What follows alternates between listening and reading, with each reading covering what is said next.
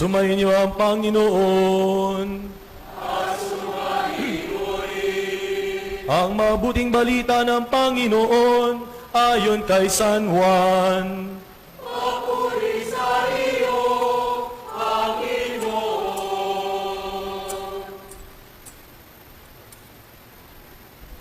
Malapit na ang Pasko ng mga Hudyo, kaya pumunta si Jesus sa Jerusalem.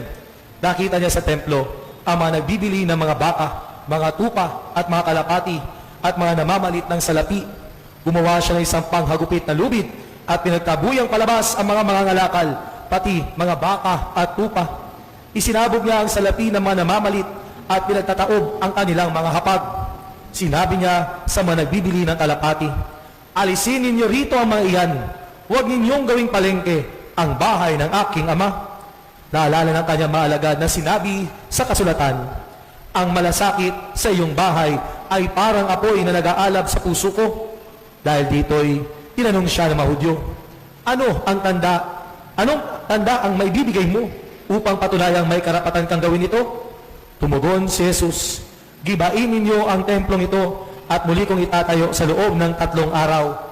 Sinabi ng mga Hudyo, 46 na taon na ginagawa ang templong ito at itatayo mo sa loob lamang na 3 araw? Ngunit ang templong tinutukoy ni Jesus ay ang kanyang katawan. Kaya't nang siya'y muling nabuhay, naalala ng kanyang mga alagad ang sinabi niya ito at naniwala sila sa kasulatan at sa mga sinabi ni Jesus. Ang mabuting balita ng Panginoon. Pinuri ka namin, Panginoong Jesucristo.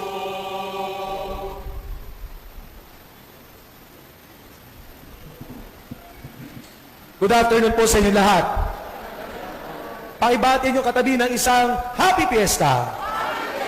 Purihin natin ang Panginoon. 9 na araw na tayong nagninilay tungkol kay San Antonio de Padua.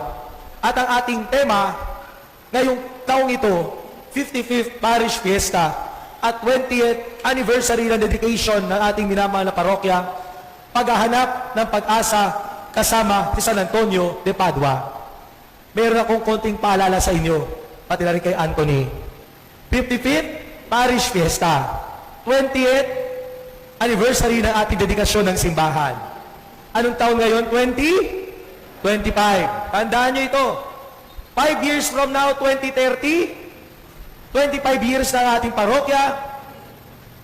Kung papalarin at nais ng Diyos na nandito pa ako kasama ninyo, magse-celebrate tayo ng Jubilee sa taong 2030. 25 years po ng dedication ng ating parokya.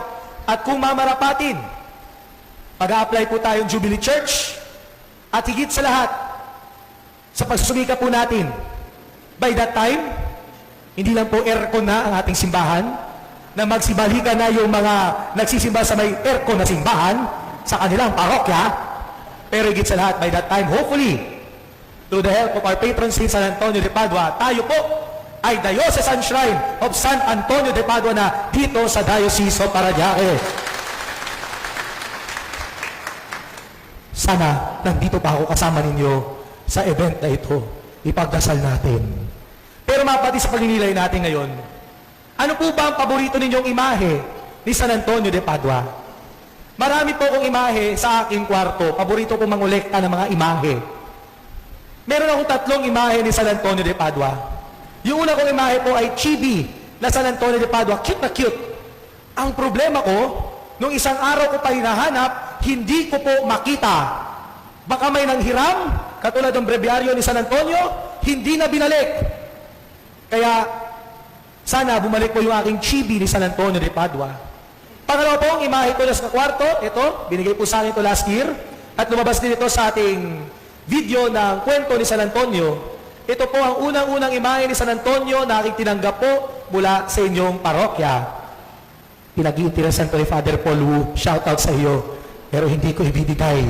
Pag dumalaw na lang ako, bibigyan kita. Nanonood na si Father Paul Wu, shoutout sa iyo.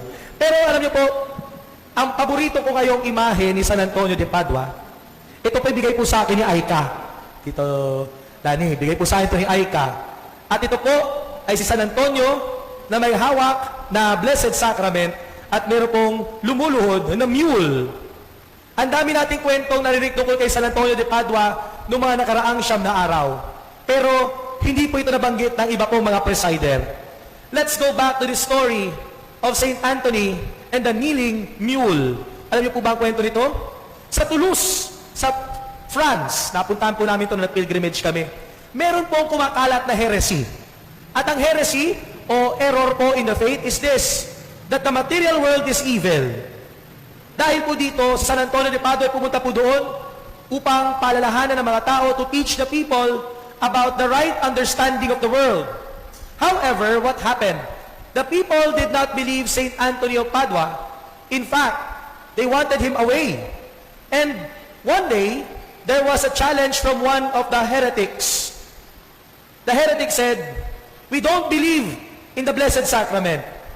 But if you're able to make this mule kneel down in front of the Blessed Sacrament, then we will believe." Si San Antonio de Padua, ayaw po niya i-challenge si Lord. Pero dahil wala siyang choice, kailangan niyang manalangin. At ano po nangyari? For 3 days, this mule was not fed. So gutom na gutom po itong kabayong ito, no? And Saint Anthony of Padua, on the 3rd day, he went out of the chapel carrying the monstrance to the Blessed Sacrament. And in front of many people who were challenging the presence of Christ in the Blessed Sacrament, Saint Anthony lifted up the Blessed Sacrament and said, "Mule, kneel down to your Creator. Ikaw, kabayo, lumuhod ka sa iyong lumikha." Tandaan natin, pag ang kabayo, gutom, hindi po yan susunod. Ano nangyari? Sa kabila ng kanyang gutom, lumuhod po ang mule o kabayo sa harap ni San Antonio de Padua. And it converted a lot of people in Toulouse. Dahil dito, kahit po yung nawawalang kalooban nitong heretic na ito, nagkaroon ng panibagong paniniwala at pananampalataya sa pagluhod ng kabayo sa harap ng Blessed Sacrament na hawak ni San Antonio de Padua. Why did we begin with this image, my dear friends? San Antonio de Padua, ang ating kasama sa paghahanap ng pag-asa sa buhay. Saint Anthony of Padua is our companion in our searching for hope. And we'd like to reflect on the word hope, pag-asa.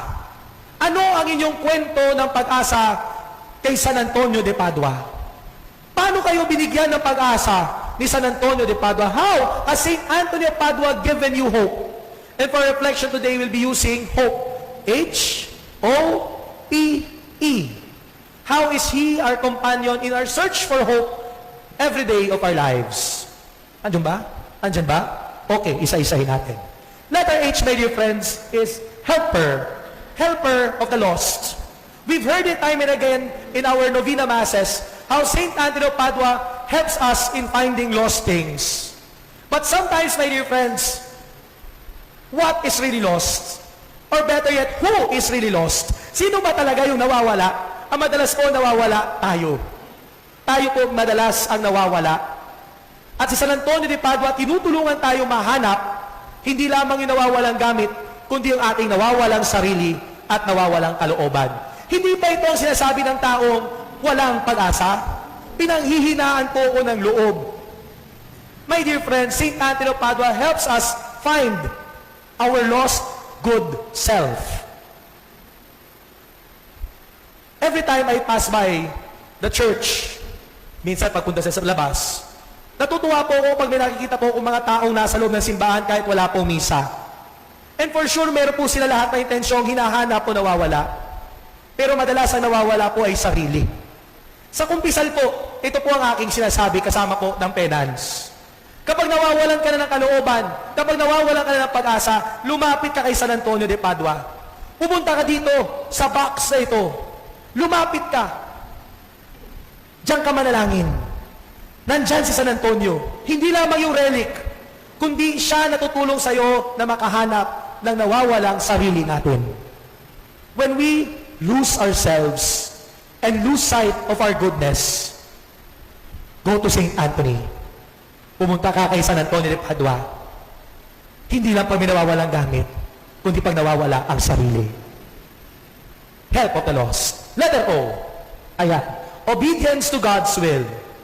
We've heard it also in our reflections during the Novena Masses. How St. Anthony of Padua, at the end of everything, obeyed God's will. I think it was the reflection yesterday of Father Maxi, nung sinabi na ang plano talaga niya ay maging Agustinian.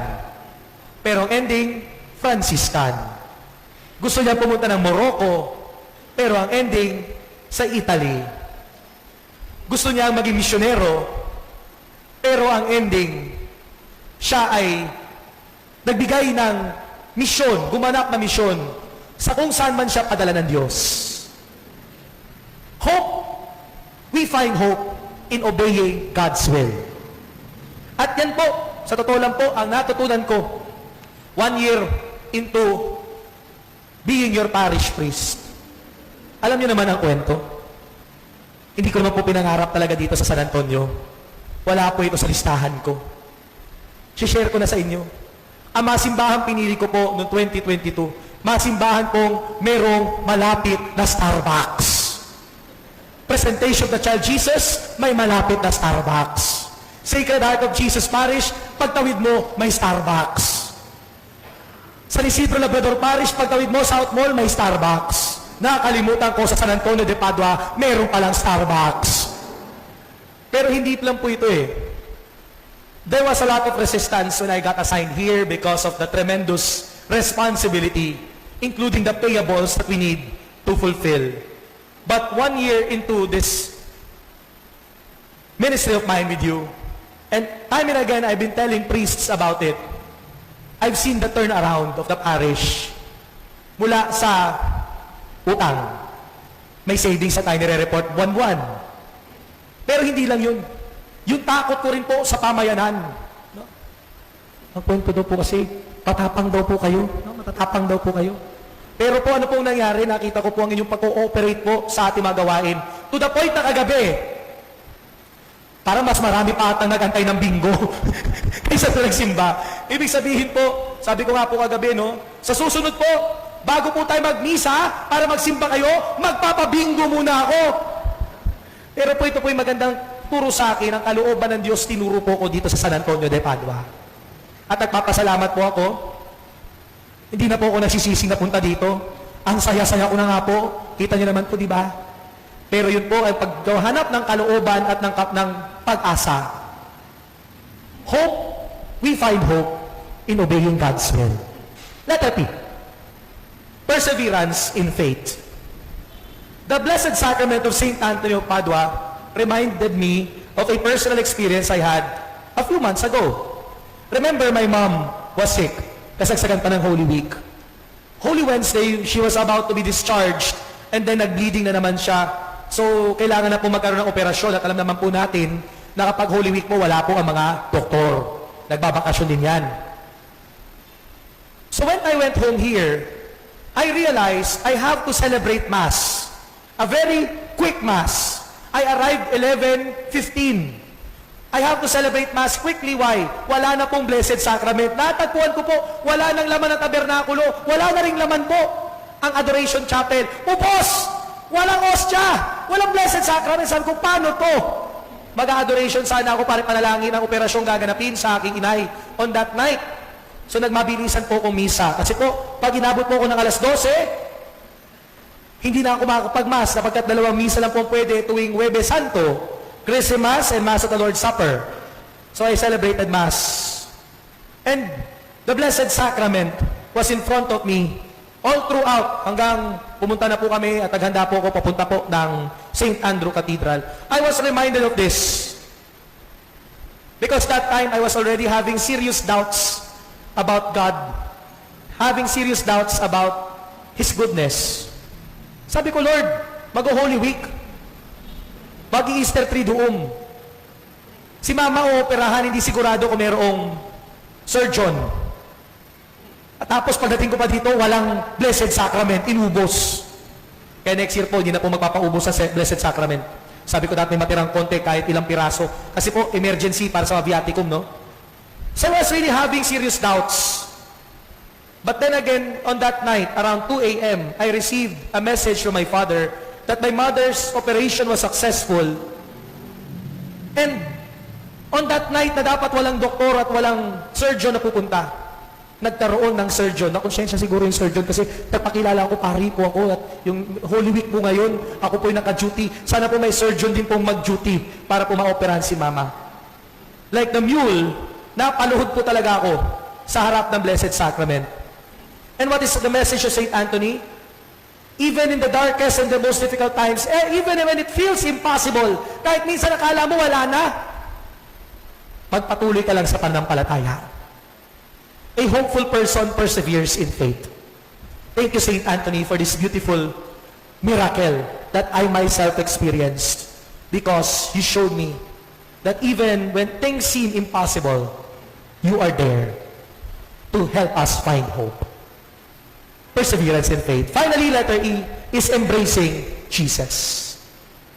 Sige nga, sa pagwawakas, sinong mga santo ang merong yakap-yakap na Jesus sa kanyang imahe? Sige nga, who are the saints na mayakap-yakap kay Jesus? Sino? San Antonio. Sino pa? Saint Joseph. Sino pa? Si Mama Mary. Some even say Saint Christopher. Of course, the Saint Christopher story is legendary. But like Mary, like Joseph, like Saint Anthony, embrace Jesus always. Maganda yung sinabi ni Cardinal Advincula, sa yakap ni Jesus natin matatagpuan ang pag-ibig. Pero kay San Antonio de Padua, sa yakap ni Jesus matatagpuan natin ang pag-asa. In the embrace of Jesus, not only can we find true love, but more importantly, we find hope. As we continue our celebration, magandang paalala po, may image po ba kayo ni St. Anthony sa inyong tahanan? Dapat lang, kapag nagbe-bless po ako ng bahay, yan po, ang unang-una kong hinahanap, may imahe ba kayo ni San Antonio de Padua? Kung wala, magbebenta po ang parokya. At ito po, papakomission ko to kay Anthony. Ito ang next sa image na ating ipapagawa. At para tayo magkaroon din ng ganitong imahe ni San Antonio de Padua at ang lumuluhod na mule. In a hopeless world, we find hope in the Lord through the help of Saint Anthony of Padua. May Saint Anthony of Padua help us to find hope, the help of the lost, obedience to God's will, perseverance in the faith, and embracing Jesus every day. Saint Anthony of Padua, pray for us. Amen.